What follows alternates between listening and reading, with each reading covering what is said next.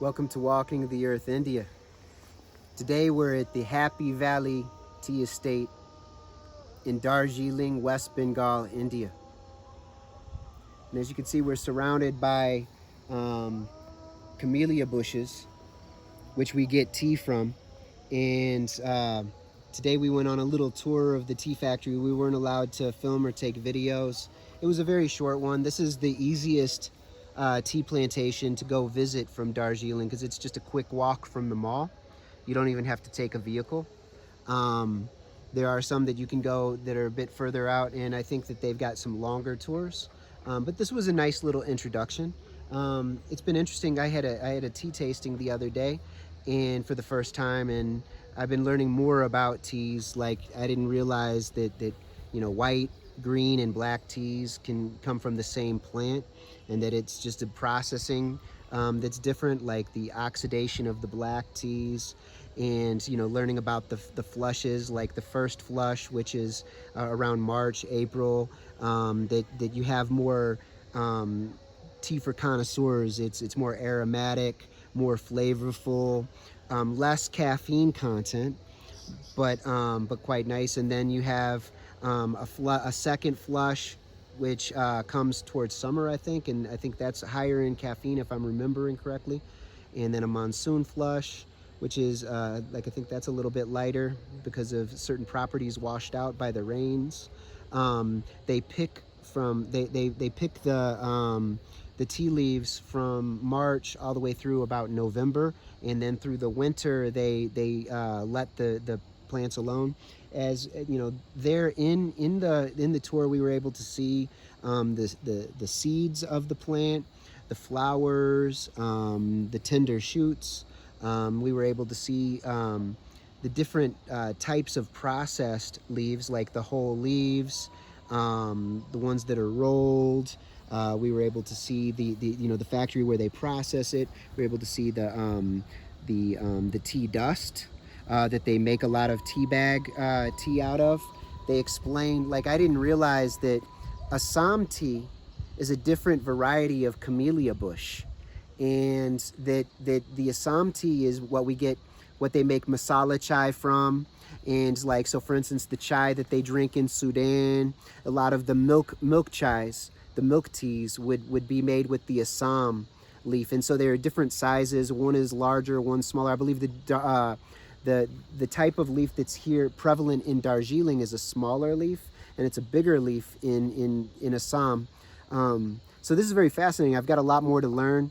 I really enjoy a good cup of tea. There was a small tea tasting afterward, where like you could pour a variety of teas onto a spoon and try it, which that was cool and all, but it was like I was kind of hoping that there would be like a little cafe where we could get a pot of tea and just kind of relax, or maybe a better a lengthier, more informative tea tasting. But it was a really good introduction.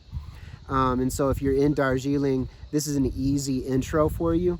And then if you're already knowledgeable about tea, a bit of a connoisseur, if you enjoy tea on a regular basis, then maybe it would be worthwhile to venture out further and to meet with somebody who actually is a bit more knowledgeable about the tea leaves. And that's what I would do upon further journeys to Darjeeling. I'd like to come back here, maybe go visit the Timmy Tea Plantation up in Sikkim, Elam plantations up in Nepal. I really enjoy them. They're beautiful, and it's lovely to explore, to walk around. So here it's like you can see the bushes. It's like the patterns. It's beautiful. I like these little rock formations here. If it was clear, Kachijunga would be hovering above us, the third highest mountain in the world, which would be quite amazing. We saw it this morning at Tiger Hill, which was lovely at sunrise. Now let me see if we can find some of the flowers, because apparently the flowers, there are some that are flowering, and you can see the seeds on some, but I don't see them in this section of the tea plantation.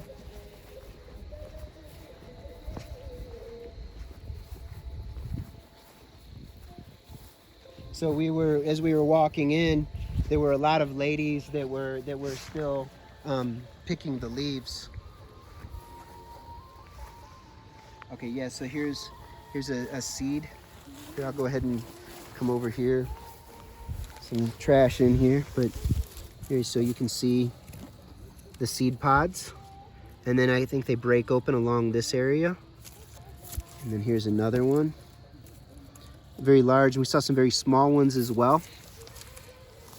Oh, and then here is the flower. It's kind of hidden. This one is kind of wilting, but you can kind of get a sense of it. So there's that. And then you've got some of the small, tender leaves growing. They're very soft. And then the older leaves, you know, like they've got kind of a waxier feel to them. Kind of slippery. It's very cool because like I drink tea on a regular basis, so I've been wanting to go to tea plantations for quite some time. And on previous trips into India and Nepal, it fell through. And then in Turkey, I haven't had a chance to go up to that section of the Black Sea region of Rize and whatnot, up by Trabzon. So this is like, and I've been wanting to come to Darjeeling for years. And I finally got to see Kachijunga today, and now I get to see a tea plantation today. And yesterday I got to ride the toy train. The steam engine took us through, and we went to the Batasia Loop, the classic loop. And it was a bit of a sprinkly, cloudy day, and the mist was flying about, so it had kind of this mystical feel. It was lovely. So this is one of my favorite areas of India already. And unfortunately, I've only got a few days in this region. I'll be leaving tomorrow, but I've appreciated very much just getting to briefly explore Sikkim up by Gangtok and just outside of there, and then this region briefly as well. So you know, in the comments, put what's your favorite variety of tea and why? And if you were going to recommend any area of the world to explore tea plantations, what would you suggest? Would you suggest Turkey, Darjeeling? Would you suggest Munnar down in Kerala? Would you suggest Kenya, or some other area of the world? I mean, especially like, you know, would you recommend a certain area of Japan or a certain area of China? Where should we go and travel to and learn more about tea growing and tea tasting? Because I definitely want to get a little bit deeper into this. Enjoy. And this is so nice, these lovely evergreen trees around here, some deciduous trees. Darjeeling is there on the hillside. You'll notice a few of these flags, these triangular flags around here. And let's look a little closer. So if you can get a close-up of it, you can see that's the goddess Durga, and she's riding a tiger. She's got multiple arms and weapons. She's got a trident, and so I believe that there's some kind of a Durga festival that's very popular in West Bengal. That's either just beginning, because I'm noticing some things around town that it looks like they're getting ready for festivities. But I don't know much about it. So if you know more, you know, let us know. I'm not aware of what she's associated with much. I see the trident, so I'm assuming that's associated in part, not just with the goddess religion, with the Shakti cult, or the Shakti devotees, but also with Shiva. So she's got a discus, which is similar to Vishnu. She's got the trident. She's got the mace. She's got a tiger. She's got it looks like some type of flower, maybe a lotus. And then there's some beautiful, looks like beautiful, I don't know if that's Hindi or Bengali. There's so much I don't know. I'm just trying to take you and show you around some of the things that I'm experiencing. It's quite lovely just to explore this region of the country. So I'll go ahead and sign off on that note. But everyone be happy, and the next time you sip some tea, you know, do it mindfully and really enjoy the aroma and the full flavor and the ride. Be happy.